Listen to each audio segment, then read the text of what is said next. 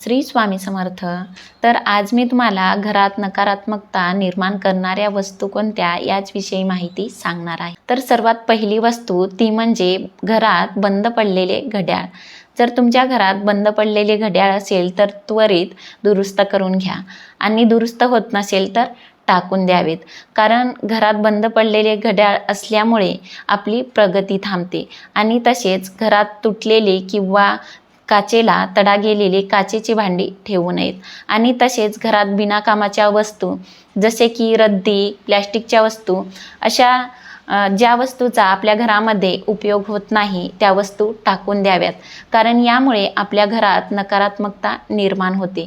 आणि तसेच घरात सुकलेले फुलं किंवा निर्माल्य असेल तर ते पाण्यामध्ये विसर्जन करा. आणि तसेच बाथरूमच्या भिंतीला लागून देवघर नसावे आणि देवघराला कळस नसावा.